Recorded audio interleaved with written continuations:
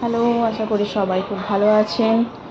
আজকে রবিবার, এখন বাজে বিকেল 5:30। আমরা বেরিয়ে পড়েছি এক জায়গায় যাব বলে।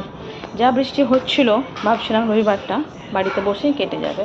যাক, বৃষ্টি একটু থামতেই আমরা বেরিয়ে পড়লাম। আমাদের বাড়ির থেকে 10-15 কিলোমিটার দূরে একটা গ্রাম আছে, যেতে আধা ঘন্টা মতো লাগবে স্কুটিতে।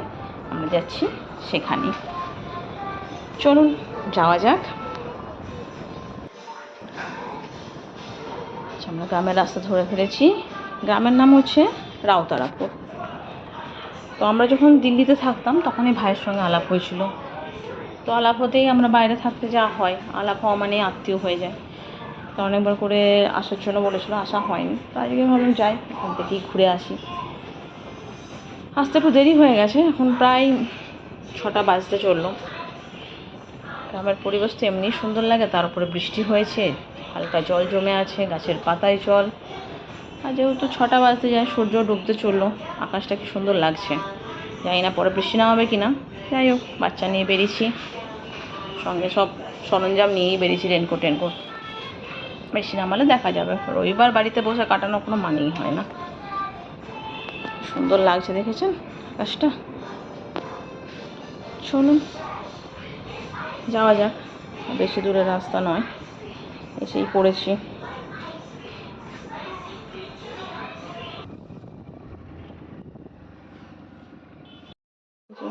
পৌঁছে গেছি বাড়িতে। দেখেছেন কত গাছপালা লাগিয়েছে, বাগান, কত বড় জায়গা। গ্রাম সাইডে এগুলো আসলে দেখতে পাওয়া যায়, এত বড় বাড়ি, এত বড় মানে খালি জায়গার ওপরে বাড়ি। আমাদের শহরের দিকে কোথায় এত খালি জায়গায় পাবো? থাকবোই পাবো কোথায়? থাকি 2 কামরার ফ্ল্যাটে, তাই পরিষ্কার করতে গোছাতে মাথা খারাপ হয়ে যায়। এত বড় বাড়ি মেনটেন করা মুখের কথা নয়। চলুন ভেতরে যাওয়া যাক, সবার সঙ্গে একটু আলাপ করি। ইনি হলেন কাকু। কাকিমা একটু ভেতরে গেছেন মনে হয়।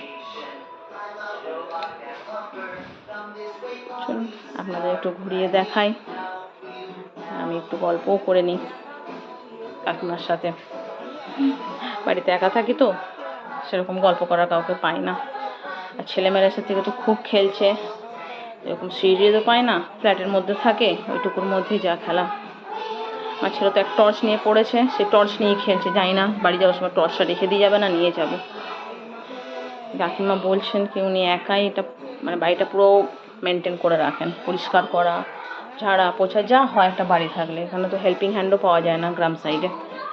তার মধ্যে চাষবাস আছে, এই এত বাগান বাড়ি, পেছনে আরও ওনাদের প্রচুর জায়গা আছে নাকি। আমাদের আসতে একটু দেরি হয়ে গেছে, সেই জন্য অন্ধকার, আমি জানি না দেখাতে পারবো কিনা। তাই বলছি এবার কোনোদিন আসলে একটু সকাল সকাল আসতে, যাতে ঘুরে দেখতে পারে। আর আমার এমনিতেই এগুলো দেখতে খুব ভালো লাগে। ওনাদের একটা ফার্ম হাউসও আছে। এরপর যেদিনকে আমরা তাড়াতাড়ি আসবো অবশ্যই আপনাদের সঙ্গে সেটা শেয়ার করব। এটা একটা ঠাকুর ঘর, বেডরুম, দোতলাতেও 3-4টে রুম আছে। দেখেছেন কত রুম। তো মেনটেন করে মানে পরিষ্কার পরিচ্ছন্ন রাখাটাই হচ্ছে মুশকিল। আমার ছেলেমেয়েরা তো খুব খেলছে, ভয় শুধু সিঁড়ি দিয়ে না পড়ে গেলে হয়, যা হুড়োহুড়ি করছে। এই আমি একটু আয়নাতে দেখে নিলাম টুক করে কেমন লাগছে আমাকে। অন্ধকার হয়ে এসছে, এবার ভাবছি বেরোবো। এখন নারকেল গাছ, আম গাছ, এখানে একটা ছোট্ট পুকুরও আছে, তাতে নাকি মাছও আছে। অন্ধকার হয়ে গেছে, অত ভালো করে আমি দেখাতে পারছি না। আমার ছেলে টর্চ জ্বেলে ঘুরছে। যাওয়ার সময় ওনাদের একটা মন্দির আছে, কুলদেবতা রাধাকৃষ্ণের মন্দির, সেটাতে একটু প্রণাম করে তারপর বেরোবো। চলুন বেরোনো যাক আস্তে আস্তে। এই যে সেই মন্দির, প্রণাম করি, প্রণাম করে তারপরে বেরোবো। অন্ধকার হয়ে যাচ্ছে আর যেতেও একটু টাইম লাগবে, তারপর স্কুটিতে যাব, 4 জন আছি সেই জন্য। দেখুন মন্দির রাধাকৃষ্ণের। চলুন আমরা বেরিয়ে পড়েছি বাড়ি যাওয়ার পথে। বৃষ্টি নামে দেয়নি এখনও, যাক ভালো ভালো বাড়ি পৌঁছে গেলে হয়।